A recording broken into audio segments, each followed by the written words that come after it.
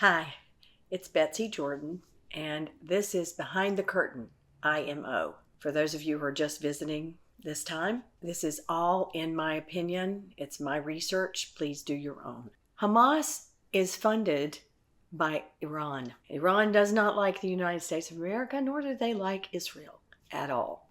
Russia supplies weapons to Hezbollah. Hezbollah attacked Israel shortly after October 7th. I don't even know how many months, maybe a couple of months after, maybe it was sooner than that. They attacked from the north. So Russia funding Hezbollah, okay? Military funding.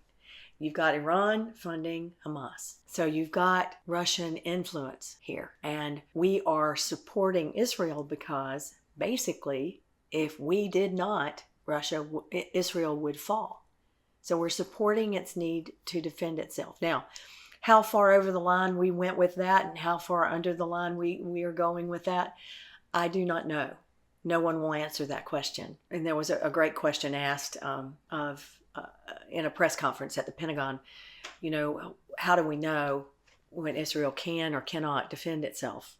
I mean, how much military might do they need from the United States? When do we put them in peril or in jeopardy? We are not in charge of what is decided by the Israeli government. Okay, so if you look at the principalities there and you look at how this initial attack started, okay, so I went back beyond the day of the attack and tried to decide why now? Why did Hamas attack then? Well, there was an agreement that was being brokered, I believe, by the United States. And we were brokering an agreement between the Saudis and Israel. Well, guess who doesn't want that agreement to happen?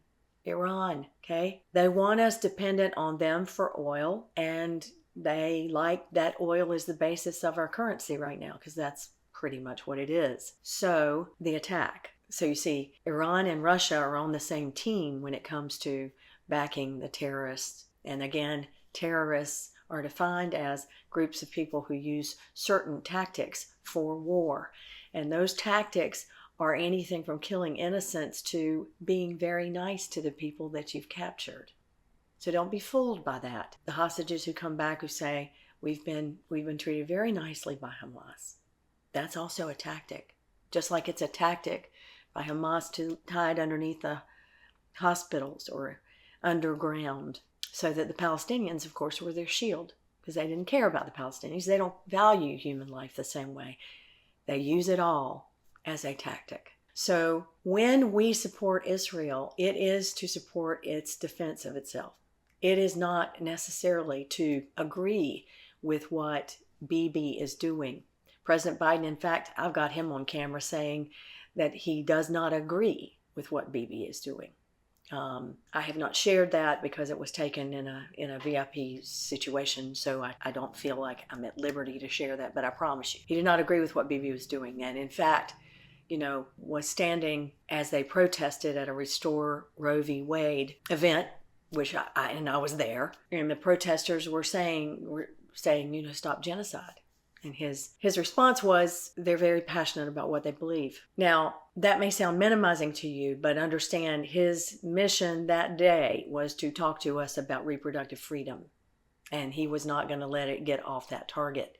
Now, I don't like for anyone to be killed for any reason. I'm very much a pacifist. If I'm going to be an ist, that is the primary one. You can put a capital P in front of the pacifist label. So what I'm trying to illustrate to you is that Hamas decided to attack at a specific time. Netanyahu likely knew about that. Now there's another layer of that. There were rockets being fired at Israel, and you would never know when they were going to be fired, right? And you use your surface-to-air missiles to combat those rockets, but it's a bit like water dripping on your forehead. You never know when that's going to come. So living in that kind of environment in Israel can get more than annoying. It caused a lot of deaths in Israel. So, I can see why Netanyahu and his government were fed up. Does that mean justify bombing the heck out of Gaza? I'm happy I did not have to make that decision, because after watching my loved ones being killed, murdered, raped, beheaded, I might want to. It is a take no prisoners attitude that came from the Israeli government at that time. And a lot of the Israelis disagreed with that.